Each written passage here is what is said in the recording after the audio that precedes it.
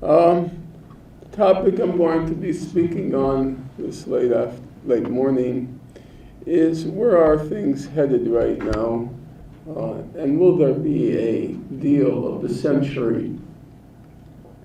I usually follow the insight of a friend and longtime friend and comrade, who's, I think, the shrewdest commentator on the Israel-Palestine conflict. Some of you may know him.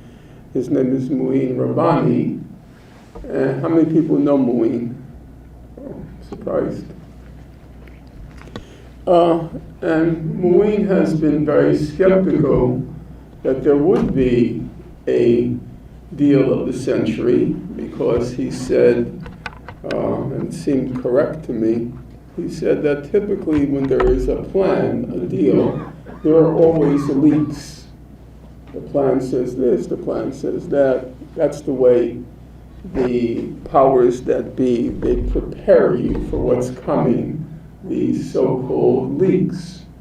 But there hadn't been any leaks of this plan, and so he was dubious, he was doubtful that there was actually a plan.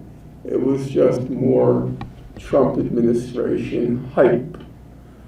However, I am now of the opinion that there is a plan, and I do think, for reasons which I'll explain in the course of my remarks, I do think that it will succeed, at any rate, in the short term.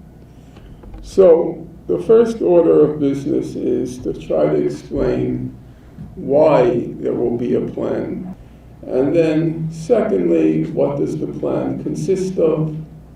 Thirdly, what are its prospects for success? And then lastly, what do we do about it, assuming we do anything?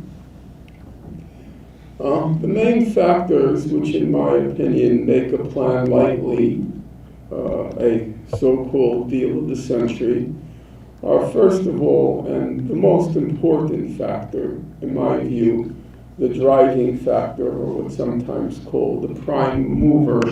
It's not the Trump administration, it's not Israel. The prime mover is Saudi Arabia.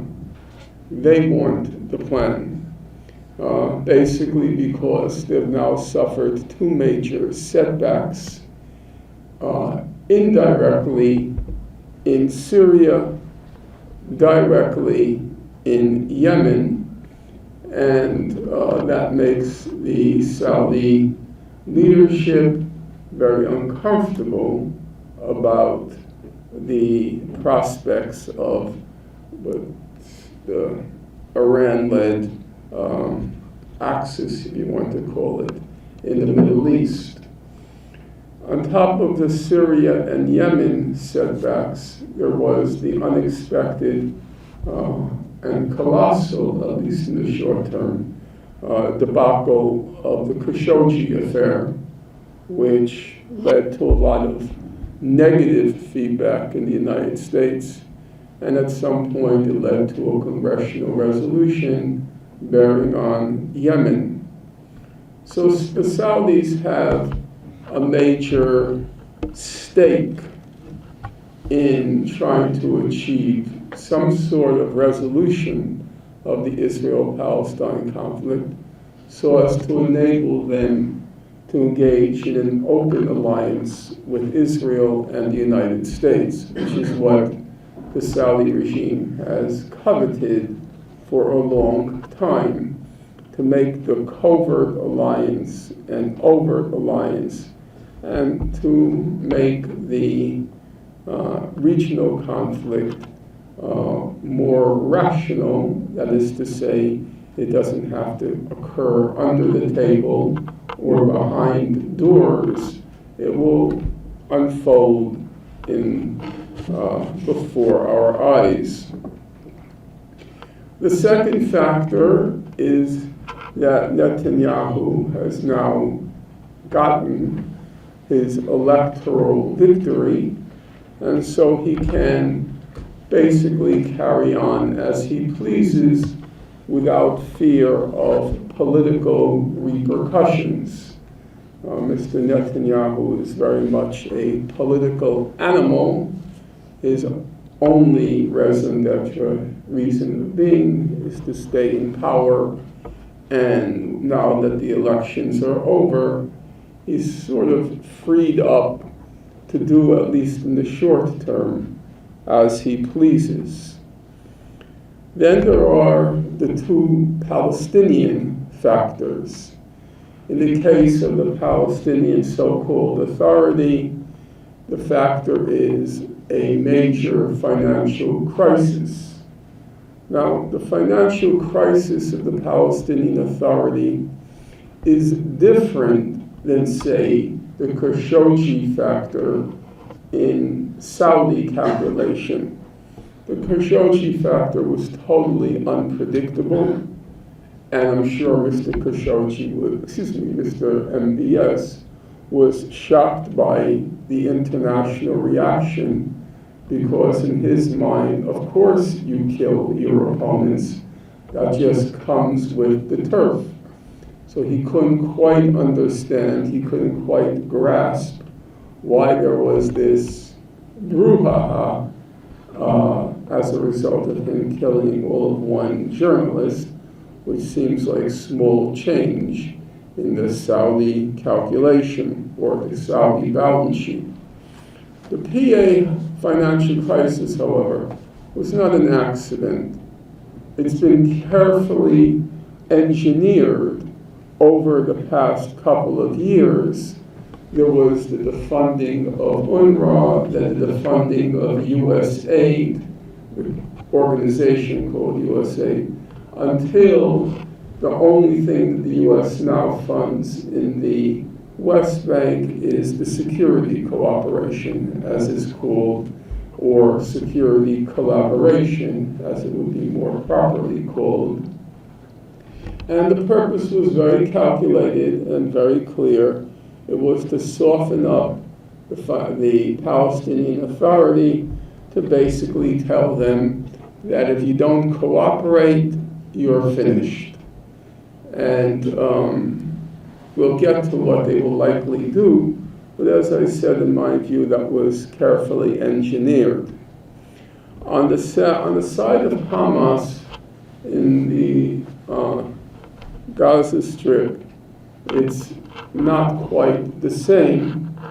The crisis facing the Gaza leadership is, surprisingly, the Great March of Return did not produce any political dividends. That, I have to say, came as a huge disappointment to me as well. And in my opinion, for what it's worth, and you can judge on your own, in my opinion, the major reason the March of Return failed was because the international solidarity movement failed it. Had there been the magnitude of mobilization that was warranted in the situation, I think the Great March of Return had possibilities of extracting at least a lifting of the blockade, but for reasons which I can't fully explain myself, the Palestine Solidarity Movement effectively elected to ignore the Great March of Return, and then the Palestinians were basically left, the Palestinians in Gaza were left to their own devices, and it had to fail. There's no way they could have on their own, forced Israel to lift the blockade. Had there been massive international solidarity, had there been, as there should have been, demonstrations, sit-ins, and all sorts of pressures exerted on the European and the American. Americans are tougher, obviously, it's a much tougher sell.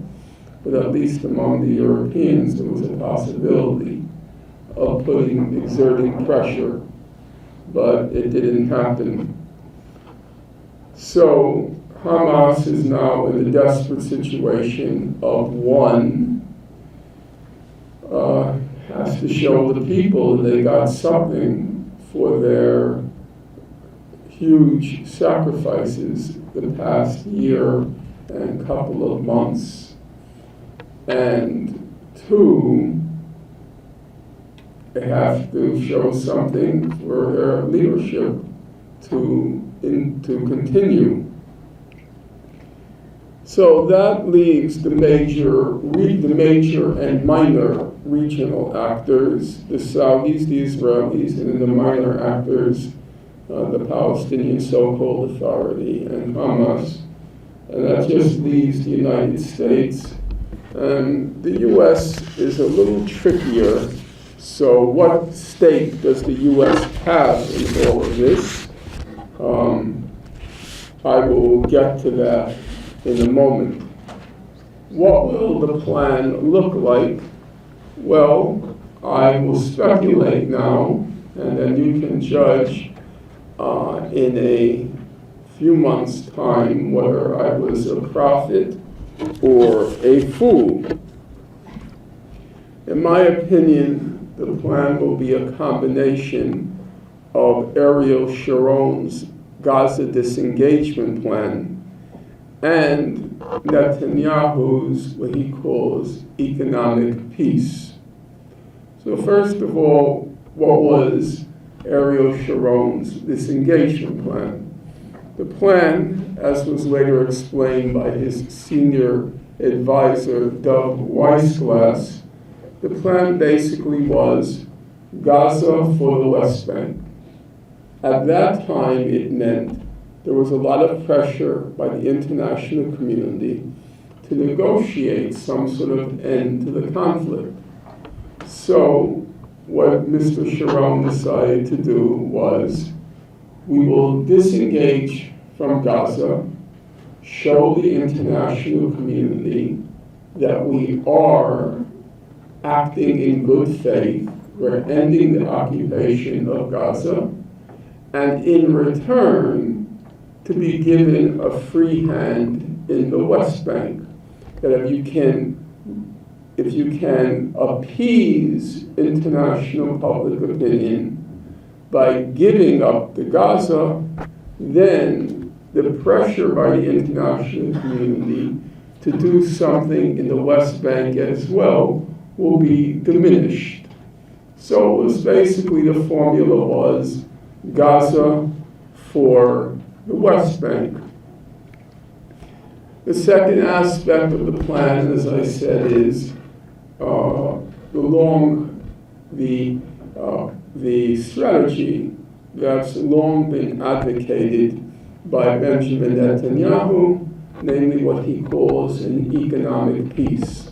That is, give them jobs, give them money, and that will satisfy them, and let the politics be pushed to the side. So, what will it look like concretely, this combination of Gaza disengagement and economic peace? Number one, it will mean a partial lifting. The plan, the so-called deal of the century, will mean a partial lifting of the Gaza blockade and an economic rehabilitation of Gaza financed by the Saudis. Just as in the disengagement plan, that's designed to appease, to placate international public opinion.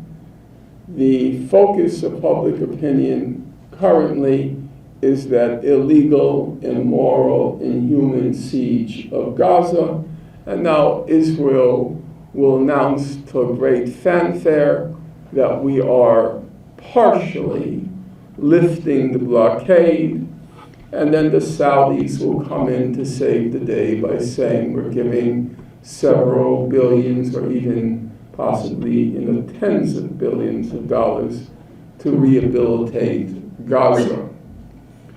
What will be the quid pro quo? That's the fancy Latin term, means this for that. What does Israel get for lifting the blockade? Well, it will get the annexation of the major settlement blocks in the West Bank. Those are usually called the blocks which are to the west of the wall Israel has built. They comprise about 9.5% of the West Bank, and they are demarcated by the wall. So my guess is Israel will get the 9.5% of the West Bank. I don't think they want any more because the rest will come with too many Arabs. They want, as everybody in this room presumably knows, they want the land, they don't want the people. And so they get to annex the major settlement blocks. They will get some of the best farmland in the West Bank, and they will get the critical water resources.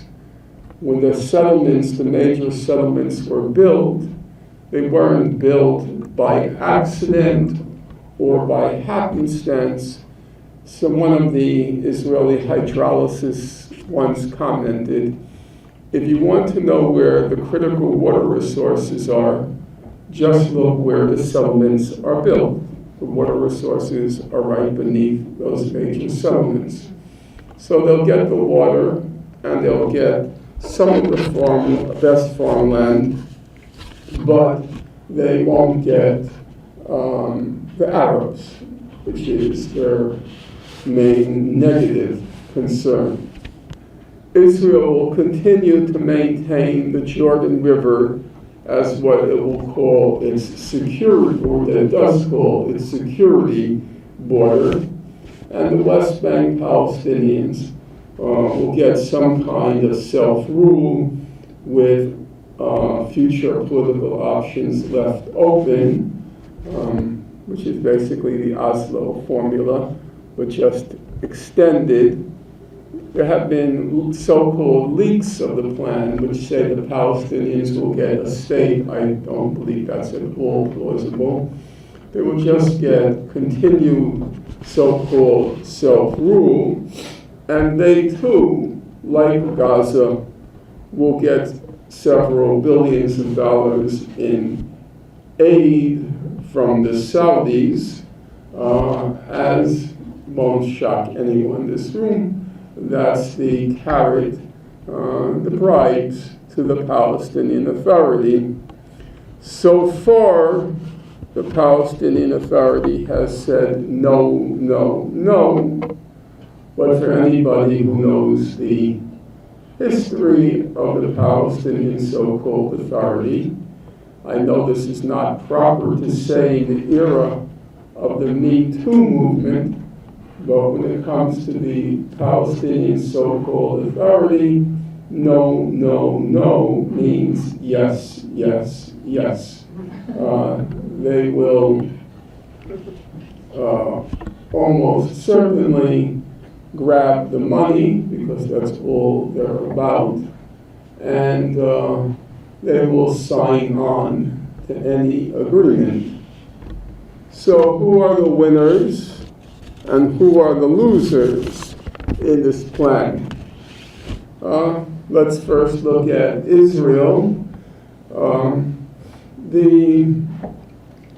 Mr. Netanyahu, I do not, unlike, say, most of you in the room, I happen not to believe, for whatever it's worth, that Mr. Netanyahu is a Zionist.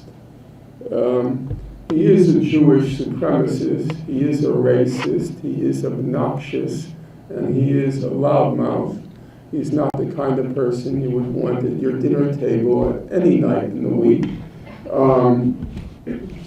However, I wouldn't say he is a Zionist because there's no commitment, in my opinion, to any particular ideology except for Jewish supremacy. He is a politician. Say what you want about the original Zionist leaders, and there's many things you can say about them. I would say largely negative, but one thing you can say for them, which is, in relative terms, it's positive. They were wholly dedicated to their cause. They weren't in it for the money. I would say they were in it for power, but only for power insofar as it helped to realize their cause. They were ideologues in the old world sense. They believed in their ideology. They were 100% committed to their ideology.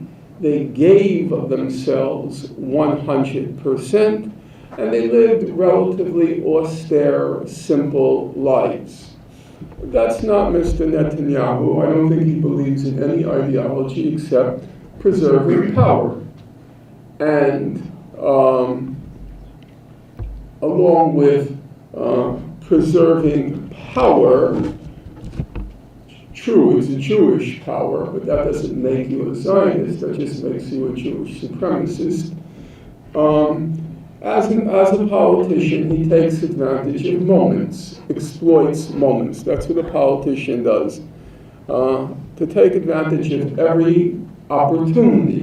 And Mr. Netanyahu is very attuned or acute in his exploitation of the political moment.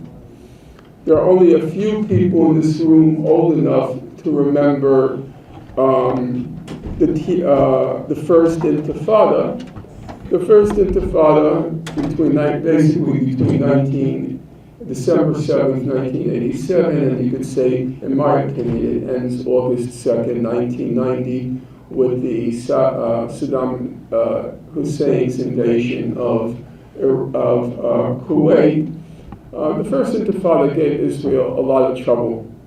It was a public relations debacle, disaster, and it was the first major, it marked the first major shift in liberal opinion in the United States. And at the time, most of you will not remember, because you're too young to remember, there was the Tiananmen massacre in China in 1989. And at the moment of the Tiananmen massacre, as you can imagine, the nature of the news media, all the cameras shift to Tiananmen Square. And at that moment, Mr. Netanyahu said, he was giving a speech at Bar-Ilan University, he's always looking how to take advantage of the moment. And taking advantage of the moment usually means taking advantage of the media moment. Not always, but it usually means taking advantage of the media moment. And he said in the speech in Tiananmen, at Bar-Ilan University, he said we should exploit this moment of the Tiananmen massacre to carry out an expulsion of Palestinians in the occupied territories as a way of squelching the first Intifada. That's the way he thinks, always looking for that moment. So, Bayan might remember that the last Israeli major massacre in Gaza, begins, I think, July 8th, 2014. It came to be called Operation Protective Edge. And it begins as all Israel attacks begin with a massive aerial assault on Gaza.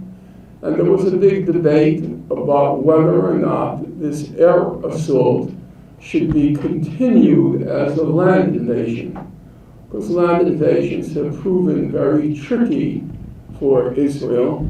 They don't really succeed for political reasons, not military reasons, or political reasons.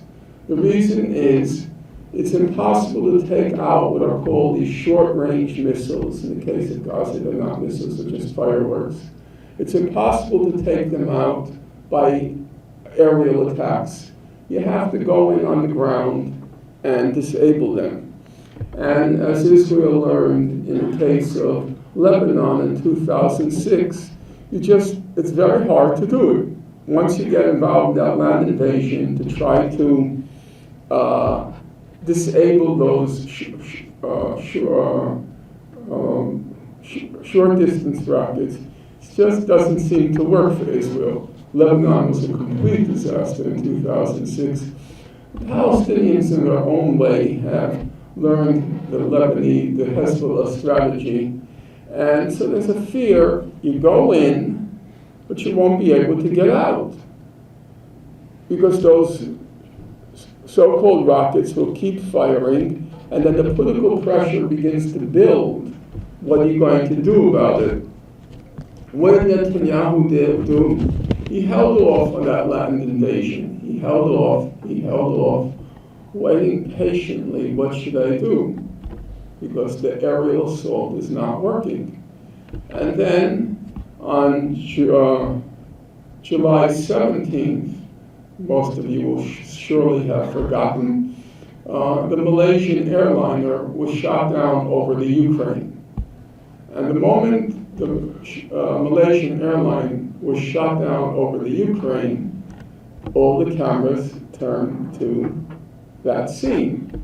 And that happened in the afternoon of July 17, 2014. And in the evening, Mr. Netanyahu announced the ground invasion of Gaza.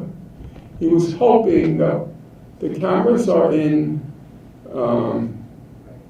Ukraine, that maybe we could wrap this up very quickly while the cameras are away, just commit just massive atrocities, and maybe we can complete the task while the cameras are not in the West Bank. As you know, it didn't succeed, but that's his mentality. And now he has a huge moment or political opportunity. He's got this aberrant, this anomalous, this completely berserk government in the United States that acts as if it really was an Israeli, as an Israeli agent. The people who he put in power, not that they are politically significantly different than the people that Mr. Obama put in power. I don't think a huge distance separates Mr. Feldman, the bookkeeper who became the U.S. ambassador to Israel, separates him from Daniel Shapiro. Daniel Shapiro is more elegant, perhaps, but not much differentiates them. Still, he did see, or he does see, Mr. Netanyahu. He has a golden opportunity. He got the Trump administration to recognize the annexation of Jerusalem. He got the Trump administration to recognize the annexation of the Golan.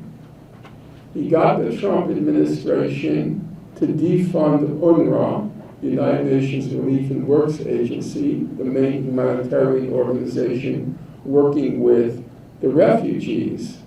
So he figures, why not try to get the whole Megillah while Trump is in power, because who knows what will come in 2020. And so basically what the Israelis are doing is step by step, piece by piece, they are resolving the Israel-Palestine conflict. For those of you who are familiar with the language of the peace process, what are called the final status issues, the ones that are supposedly very controversial, even though they're not, very controversial, and they are the keys to solving the conflict. They consist of, have always been said to consist of Jerusalem, borders, settlements, and refugees. Okay, Trump has resolved Jerusalem. He gave it to the Israelis. He's trying to resolve the refugee question by defunding UNRWA. And once you defund UNRWA, there are no more refugees, because the UNRWA was the main institutional expression of the Palestinian refugees. 3 settlements. They're going to give Israel the major settlement blocks, where approximately 60% of the illegal Jewish settlers live. And that will resolve the question of the border, the cartographic, that's just a fancy word for map. The cartographic border will be the wall, and then the security border will be the Jordan River.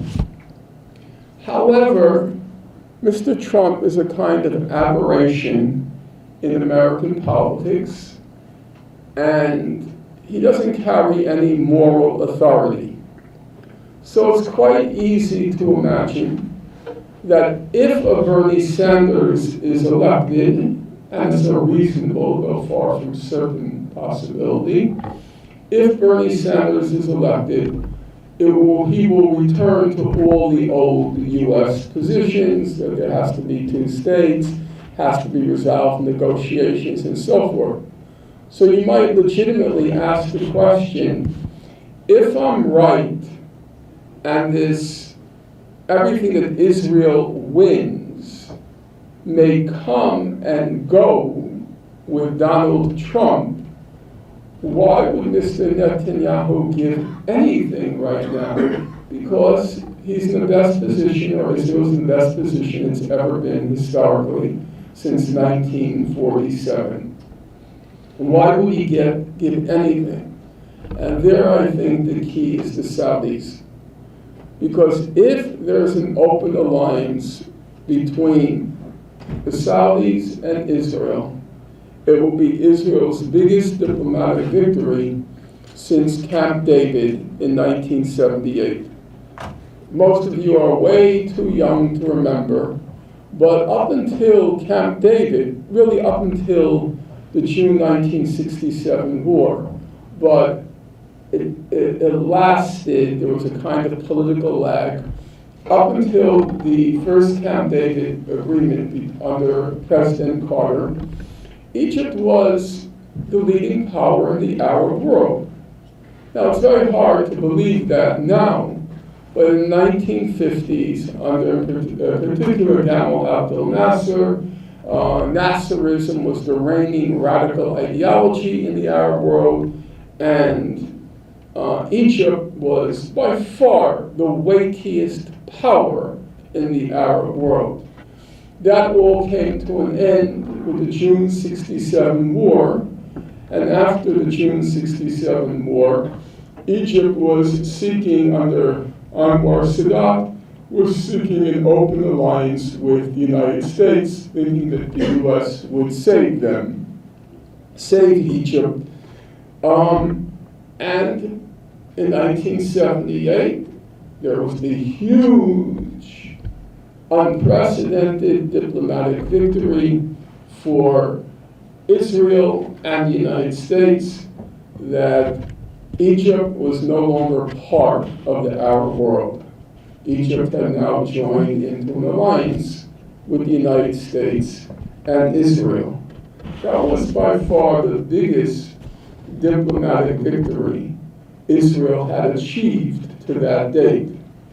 And now they're on the verge of their second big victory, namely an open alliance with the Saudis, effectively also the Gulf states, and that will mean, for all intents and purposes, it's the end, not that it was particularly effective, but it's the end of the Arab League. There will no longer be an Arab League. Even incidentally, during the Nasser era, and Nasser and the Saudis were constantly fighting, in particular, as some of you may know, in Yemen in 1964. Even then, there was a formal thing called the Arab League. The Arab League will be over. The moment the Israeli Saudi alliance is consummated, is completed. So I think for Mr. Netanyahu, he realizes it's not really much of a big deal if Trump recognizes the settlement blocks as part of Israel. As we can already see, Trump recognized Jerusalem as belonging to Israel. Has it really changed much politically? Not much. Has it changed much diplomatically? Not much. Same thing with the Golan. Has that changed much concretely? Not really. So I don't think they'll get much out of that. What they will get is that open alliance with the Saudis, and that means the end of the Arab world as an entity, end of Arab nationalism, whatever you want to call it. That will be over. What do the Saudis get out of the deal? Well, as we know, and I know I'm not allowed to say it, I'm always reprimanded for saying it, but as we all know, the Saudis are parasites. 100 years of Saudi rule in that part of the world. You literally couldn't think of anything that Saudi has, is one of the richest countries in the world. You cannot think of anything that Saudi has contributed to anything. Nothing. It's just a parasite regime. Alan Dershowitz, who I'm not known to quote, he once said of the Gulf states, he said, those aren't states. He said, they're family-owned gas stations. And Saudi is a big gas station. They're just complete and total parasites. And so now they're hoping, because Iran's hand has been strengthened as a result of what happened in Syria, what happened in Yemen, they're now hoping that the Israelis and, of course, the Americans will save the day for them. And so for the Saudis, it will be a big victory, not to mention there will be a complete rehabilitation of MBS. It's so easy to predict these things. It's almost embarrassing. It's like child's play. Everybody remembers the scene with Bill Clinton standing between Rabin and Arafat, the so-called White House handshake. So it's very easy to imagine there's going to be Trump. He'll be in the middle with his long overcoat, having a very serious look on his face. One side is going to be MBS, the other side is going to be Netanyahu, there's going to be the handshake, and there may even be, it's quite possible, the whole process that culminated in Camp David in 1978, it began with Anwar Sadat's famous trip to Jerusalem to speak to the Knesset. How many people know that? Time flies, yeah. And I think there's a possibility that there's going to be an MBS trip to Jerusalem to speak to the Knesset.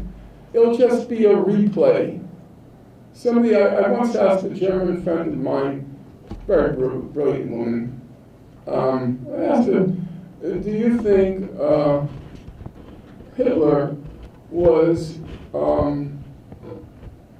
do you think there are any original, let me just recall how I said it.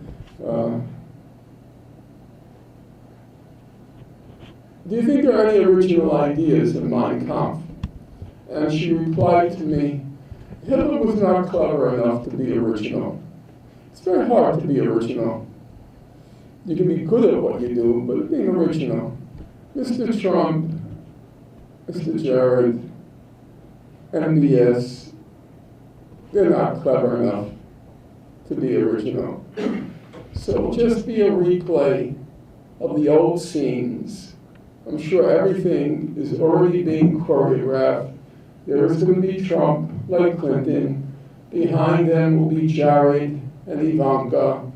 And As I said, it's almost child's play to predict what's going to happen, but for MBS it's very important because it will be his full rehabilitation.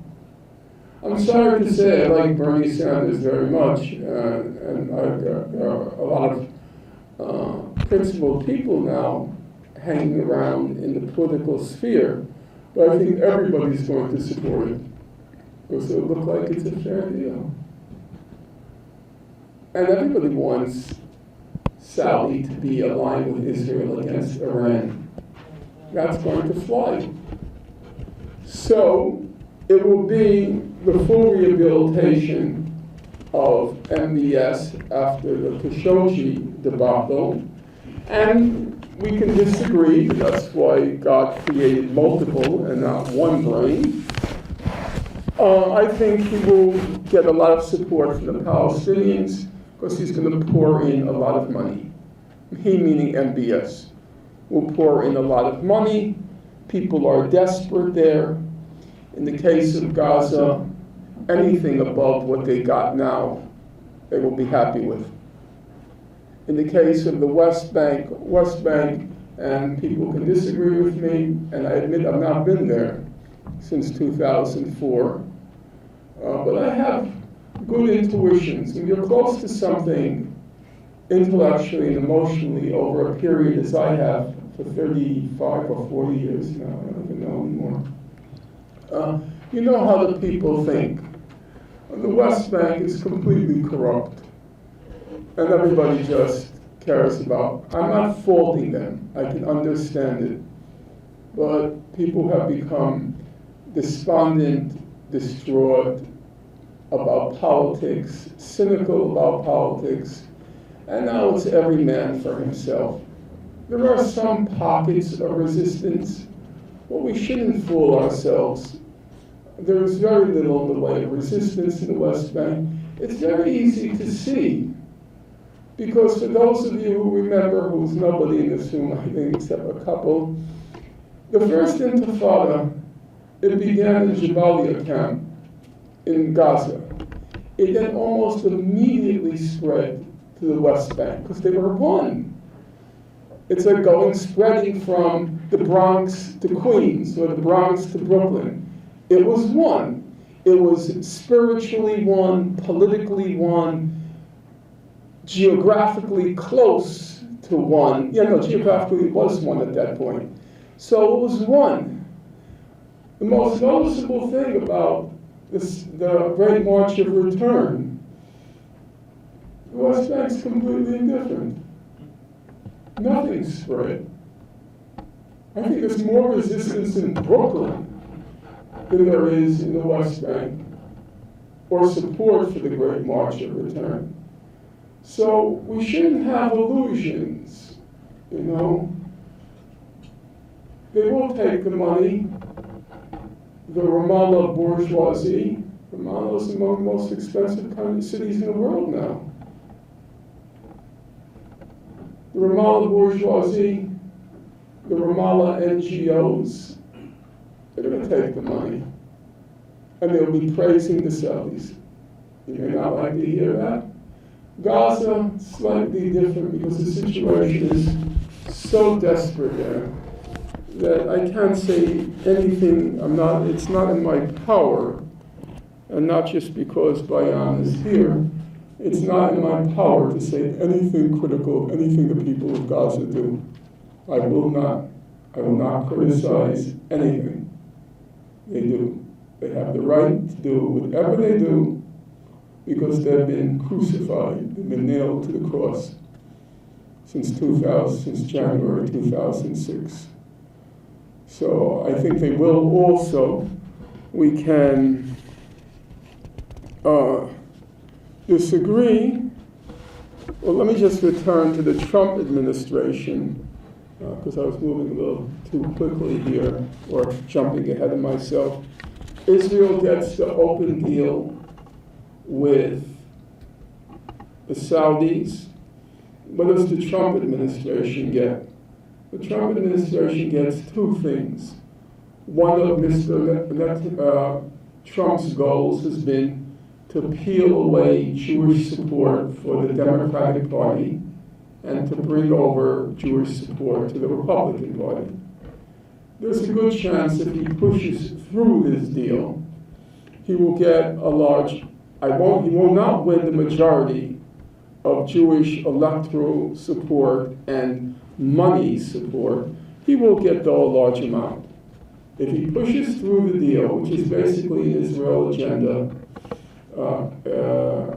basically consummating an Israeli agenda, he will get new Jewish support, a lot of new Jewish money will pour into the coffers of the Republican Party. And that's especially true if Bernie gets the nomination for the Democratic Party. Trump can claim he solved the Israel-Palestine conflict in Israel's terms. Between those two factors, he'll get a lot of Jewish support. And the other winner will be Jared Kushner. Now, just as Mr. Netanyahu is a political animal, Jared is just a businessman. He doesn't care about politics. He doesn't even know about politics. He's a complete imbecile. The only one who's ever said he's not an imbecile is the French ambassador who just retired. And that just goes to show you how stupid the French are, that they think that Kushner is smart. Jared's a complete imbecile and nitwit who got everywhere in life, anywhere he's gotten because of his father, and now because of Trump. His father's, incidentally, among the more crooked people in the history of humankind. Well, you have to be. Listen, Charles Kushner, Jared's father, he's a billionaire real estate developer, bigger than Trump. A billionaire real estate developer from New Jersey. And he's conservative Jewish. Modern, they call it modern conservative. Now, I know you're the authority. I don't know what I'm talking about, but that's what they call themselves, modern conservative. According to my brother, they're not modern conservative because Ivanka Trump could not have worn that dress to her wedding if she were modern conservative. He's nodding his head, which means my brother is right and I was wrong because we fought over this, but we'll leave that aside. In any case, Charles Kushner, billionaire, we're in New Jersey, and he has to go to jail for a year. Do you know how big the crime must have been if a Jewish billionaire goes to jail in New Jersey? Now just imagine, that's just not possible. It's not. He's a real, a true lowlife. He had some quarrels with his brother-in-law, hired a prostitute to seduce his brother-in-law, then videotaped it, and gave the videotape to his wife on their anniversary day or something, really creepy. And that's where Jared comes from. We're having all these, we read in the newspapers now all about the scandals with Hollywood people getting their kids into good colleges, and even not so good colleges,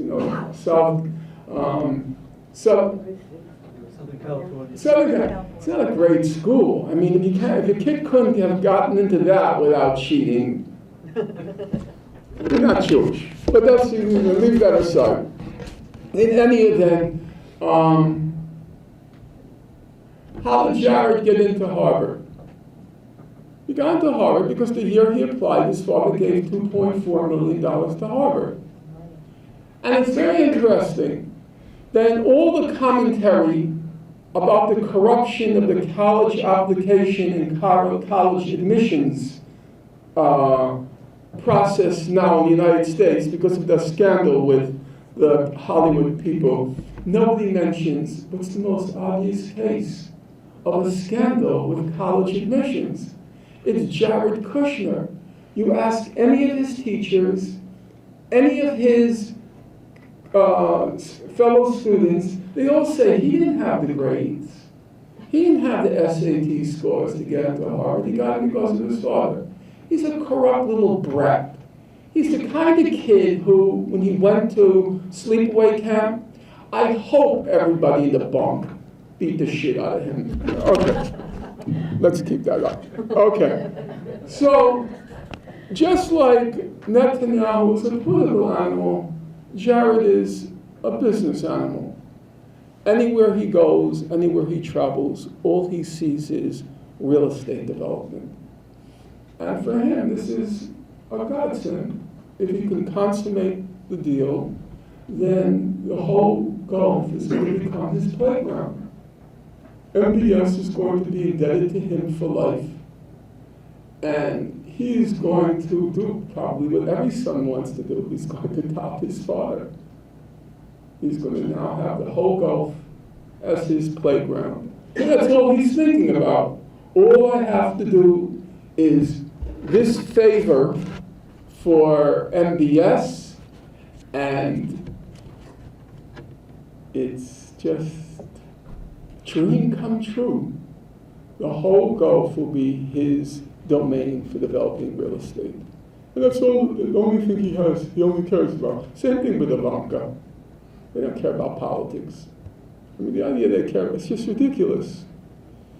Do you think they stay up nights talking about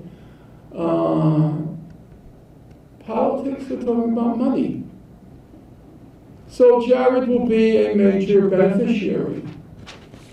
Hamas, with all due regard to Mr. Bayan, who I suspect understands the situation better than me, my opinion is Hamas will formally denounce the deal as a betrayal of the Palestinian national cause, but as a practical matter, they're going to go along with it. They will negotiate with the Saudis to bring in the money and lift the siege. And in the case of in the case of Hamas, I kind of see their point of view. Obviously, from a practical political point of view, they have to show something for this great march of return. The sacrifice has been so huge, and nothing has come of it. But also, there's a feeling of nobody did anything for us. We've been getting killed for the last year and 2 months. Palestinian Authority, they work with Israel to try to crush the Great March of Return. The International Solidarity Movement, it did nothing. Nobody did anything for us. So we don't owe anything to anyone. And they're just going to do what's best for Gaza. And my guess is most people in Gaza will think the same way. They were left, facts, as the British saying goes, facts are stubborn things. The fact is the Palestinians in Gaza were completely abandoned, and now they don't feel any responsibility to or accountability to anybody except themselves. As to the Palestinian Authority, it will, as I said when Nancy was not here, it will formally denounce the deal. It'll say no, no, no, betrayal, so forth.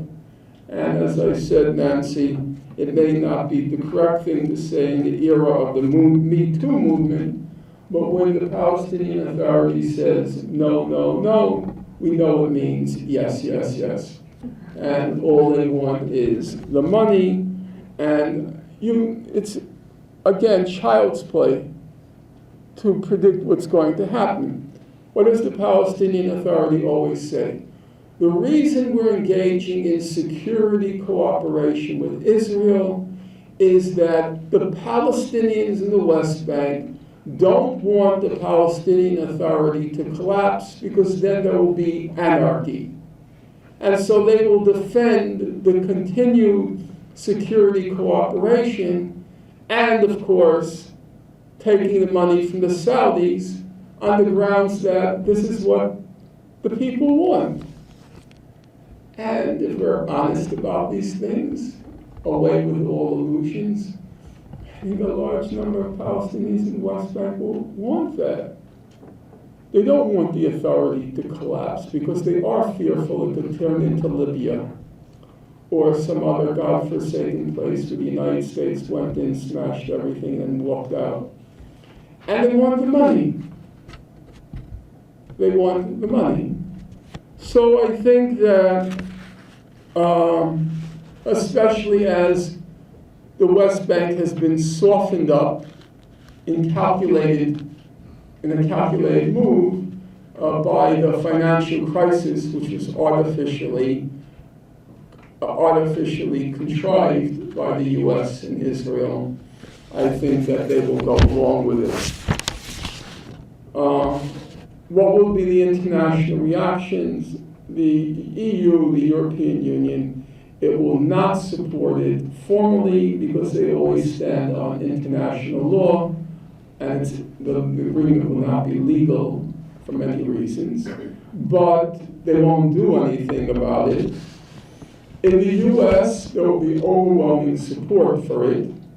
Number one, across the political spectrum in the United States, including all the Democrats and all the Republicans, if you read what they actually say, they have always supported, as part of a final agreement, Israel's complete annexation of the major settlement blocks. So that's been a consensus. So they will go along with that. There will be no fears of Israel turning into an apartheid state because the bulk of the Palestinian population will be outside the annexed areas.